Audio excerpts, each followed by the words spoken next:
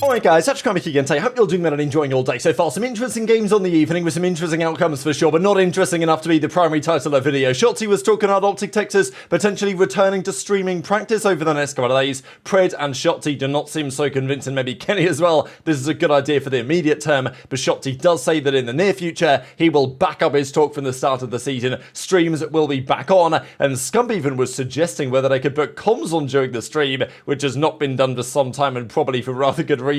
Very much interested in your thoughts in the comments. Will Shotzzy back up his talk? Hit the like button if you enjoy. Subscribe if you're new as always. I would greatly appreciate it. This is a pretty good start to the video. We're also going to discuss a couple of the series. We'll come back to the Falcons one at the end of the video because, yeah. Let's dive into this. Actually, this was Exnid getting ready for the day, which of course ended very well. But a couple of interesting series, right? So Rocker played Ravens. Ravens started the stage 0-2, but of course did very well at the major. Rocker looked significantly better with X in.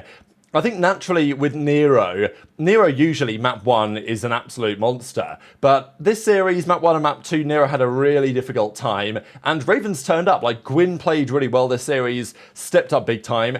They won the game 1, they went down in the game 1, but they still managed to find a way to win it. Nero had a pretty tough end to this map here, whereas Gwinn completely took over. So, very interesting series, because Ravens, for me, okay, their search and destroy is undeniable and will continue to be that way. Their control's been okay as well. But it's just their hardpoint has been so bad, and Vivid even said that after the major they all got rather unwell, their practice wasn't so good, now they're back into it more. And look, last week Minnesota Rocker, I know there was a bit of talk about this because X and Estriel, they came on our show on Dope Check to talk about things after beating OpTic. Then there was some discussion as, oh, you know, here they go on the media tour and all this. But we invited them on, we're very happy to have them on, and they were excellent guests. But still, you know, they started the stage very well. Ravens did not. Kind of a must-win series in a way for Ravens. And I will say for OpTic, this is pretty interesting, just because they play Ravens tomorrow, and Ravens weren't looking very good, and then they play a Rocker team that has looked very good to start the stage, and then they beat them 3-0. The search and destroy, Estriel was really the only one doing anything on the Rocker side. Paul, to be fair to him, played well as well, but Nero and Geo had pretty rough series here. So, you know, this is middle of the pack Call of Duty, right? Like, I think Ravens are pretty good. I think Rocker are pretty good as well.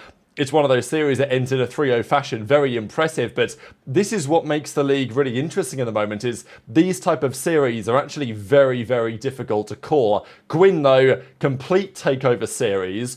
We see that from him pretty often, right? Vivu was even commenting on it in the post-game interview because he was asked the question, and understandably, back at the major, well, it wasn't the major, but it was the qualifiers, right? When Envoy made the take about Gwinn not playing for the win, basically. That was obviously pretty controversial. Whether he can do it again on LAN is a question, but this is one of those, you know, complete Gwinn takeover series. And very quickly, indeed, TJ was tweeting out, GG's 130, that's bad, hashtag smoked. So, yeah, these are the overall numbers. Estriel, really the only one who plays excellent, like at least solid on the other side. Paul had a decent series again as well. Nero and Geo are kind of nowhere to be found. And, you know, Gwinn 1.44, absolute masterclass. That was series 1. Series 2 was going to be a tricky one to call, I thought. This was Miami versus the Gentlemates team. Now, I thought Gentlemates, day 1 with Lunas, bit of a honeymoon period, they might be able to get the job done in 5. But Miami with their full strength roster back, of course, they came top 3 in Madrid.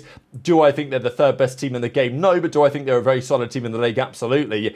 Just for some reason felt like Gorillas would win today, but really analysing it, I don't know if there was really too much understanding behind that decision, because Miami play the game at some serious pace, and Gentlemates don't. I think, myself included, I thought the Lunas... Now, I know he's not in challengers being like a super scrappy level AR. Like, he's not the fastest player. But he came into this team and played slower than Skyz. I'm just a little bit confused, to be honest, because Skyz is not a fast AR by any stretch of the imagination. And then yet Lunas comes in and drops like some accuracy level numbers, like, you know, no disrespect intended. So, yeah, Lunas just didn't really do much, right? Like, it's early days, right? The team's only just formed.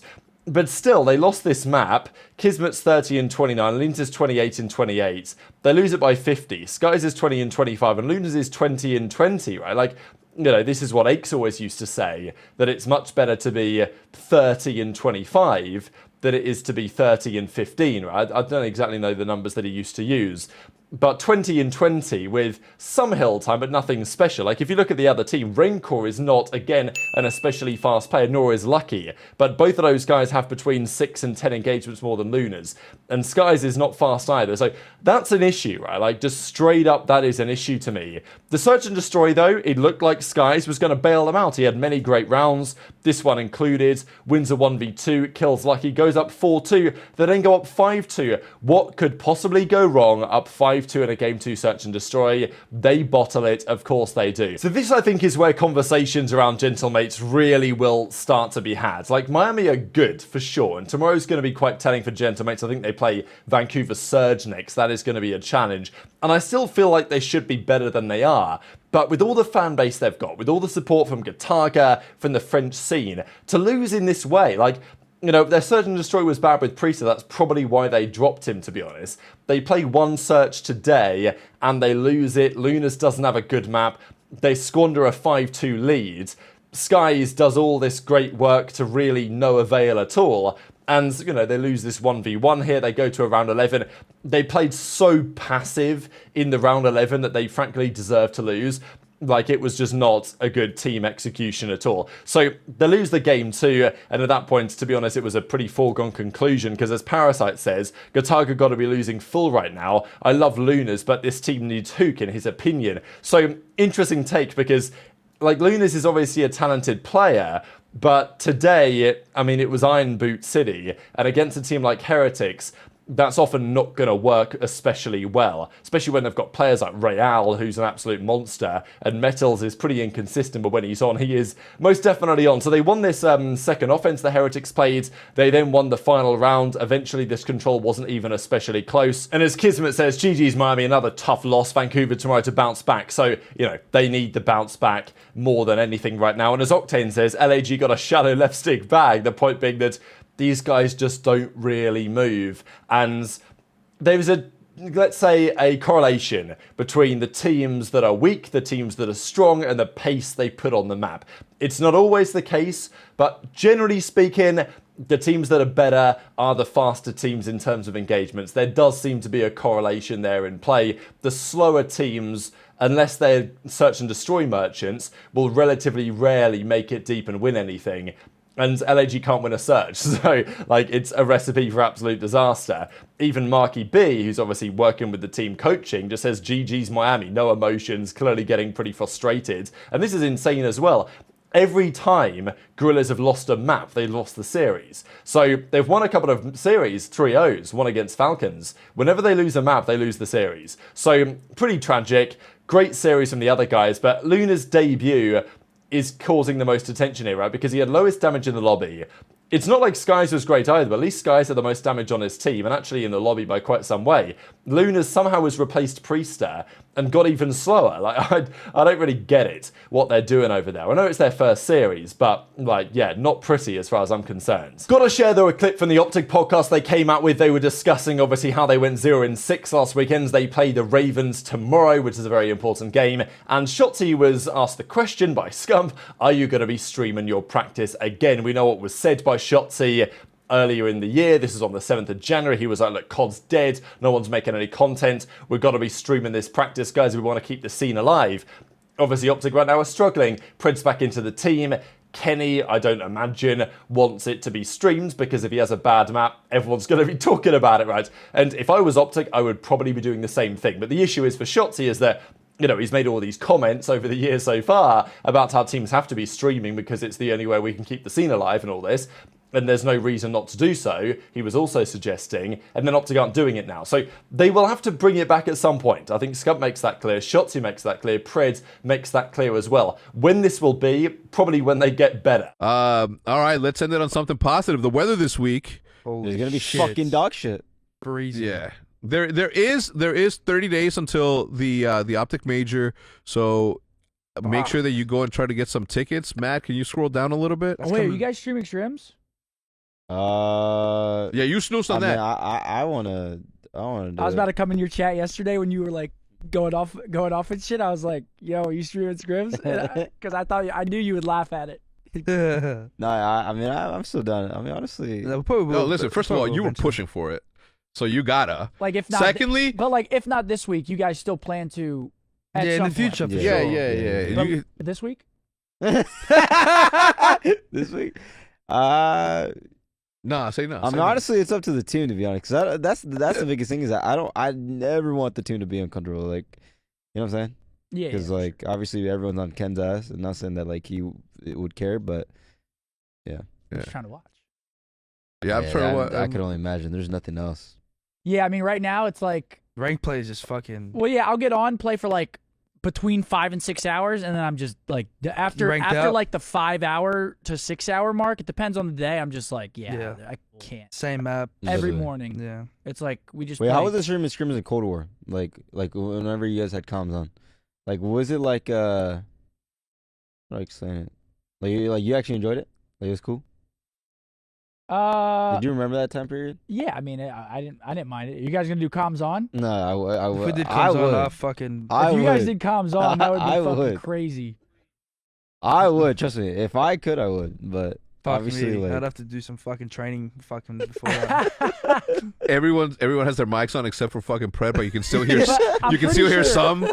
I'm pretty sure we would still mute out like in between maps. Yeah, Like, I yeah, don't yeah. think we would sit there with comms on the whole time. I can't really remember though. So this was the other part of what Shotzzy was saying back in January, right? Saying that he knows for a fact that nobody can replicate what his team does. But obviously there are reasons right now where, probably from just a community perspective, community perception perspective, they don't really want the streams to be publicized, especially if they're frying everyone in scrims, they're feeling super confident as a team, then sure. But when they're not, it's problematic, right? And, hypothetically, you think, when you're not doing well, then there's even more reason to stream because nobody is going to really be watching what you're doing, if you see what I'm saying. But also, from a confidence perspective, it can be an issue. So I understand why they're going for what they are here, OpTic.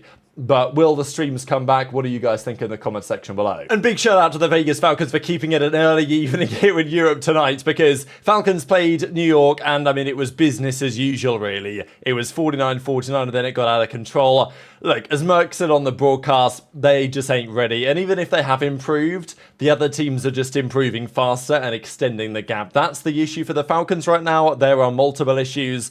The game one wasn't even close. But again, it's just the way that they play hardpoint is just so bad compared to the pro-level teams. Like, you look at their kills here. They've lost this game by 150 points. They've been outslayed by, 5, 9, 12? So, outslayed by 12, you might expect to lose by 50, 60, not 150, right? So, that just shows something. Even just the numbers show something, but watching the gameplay as well will tell you the story, but I wouldn't recommend you actually go back and do so. They now move to 18 hardpoint losses in a row for the Falcons. Will they ever get one? Look, there's a conversation on whether they're ever going to get a series win. That's another conversation. Whether they're even going to win a hardpoint is a serious question at this point. They lost the search as well. And then I just found this clip up just as I was about to record this here, which is during the control, Mack's hitting the Penjay. So you guys can see him on the bottom left-hand side here. And it did genuinely look like today New York had just loaded into a ranked play game. And there isn't really that much more to say on the matter. These were the post-game numbers, but does it really matter at this point? So, yeah, genuine question for you guys in the comments below, right? Because this New York Falcons series a while ago might have been interesting. New York have made some progress for sure, but it wasn't a pretty series today. And if Falcons can't even get close to a team like New York, and they can't seem to get close to anybody else, where do they even go, right? When are they going to win a hard point? When are they going to win a series? Do OpTic pose a possibility next weekend? Surely even that is completely out of the realms of possibility. So, it's past the point of being painful to watch. It's now just kind of frustrating, but intrigued to your thoughts in the comments. Hit the like button if you enjoyed. Subscribe if you're new. Take care, and I'll see you next time.